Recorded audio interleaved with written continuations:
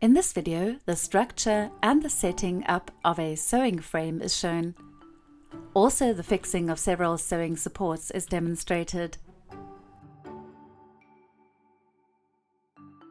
A sewing frame is required if a text block is to be bound onto sewing support.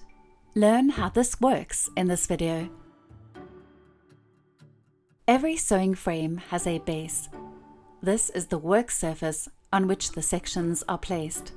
On the base are two screw threads, which are used to adjust the distance of the hook's holder to the base. A removable wooden temple allows the sewing support to be clamped in place.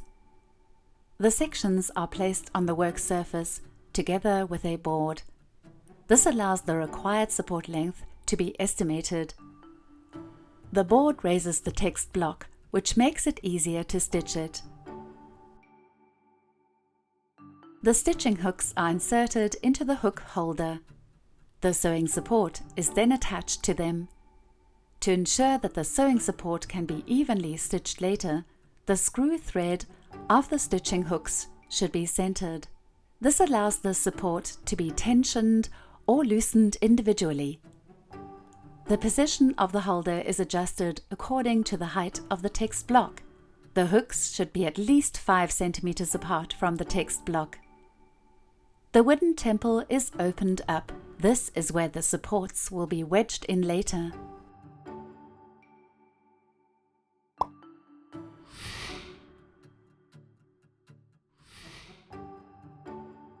Hemp cords are used, for example, to make raised cords.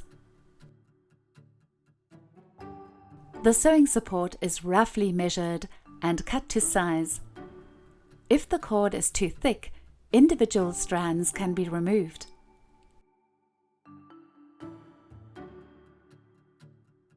Next, one end of the cord is knotted and hung in the hooks.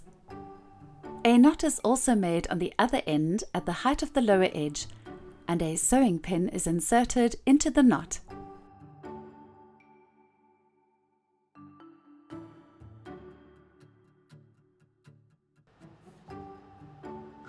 The wooden temple wedges the cord in place, and the sewing pin prevents the support from slipping. For flat hemp cords, the cord must be completely untwisted and combed beforehand. An awl can be used to smoothen the fiber. Often the cord material has thinned out considerably.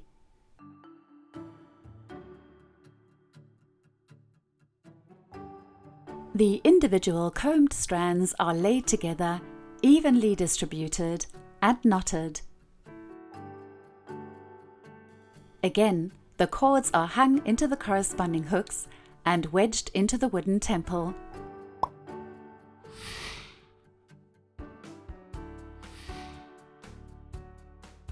Leather or parchment strips can be used either flat or twisted as a cord. They are carefully cut at the ends. Then they are hung into the hooks by the cuts. At the bottom, a sewing pin is inserted through the cut to prevent the strips from slipping. The wooden temple is mounted.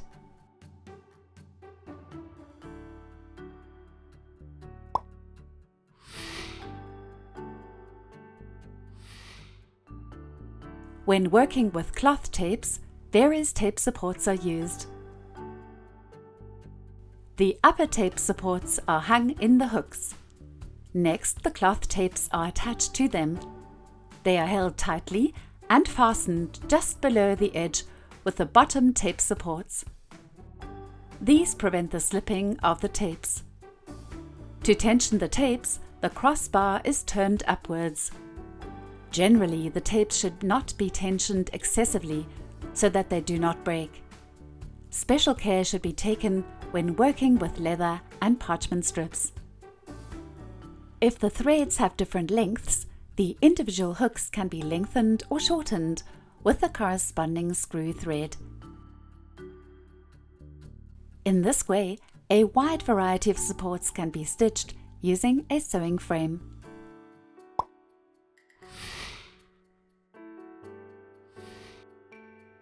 Sewing frames are used to stitch text blocks onto threads.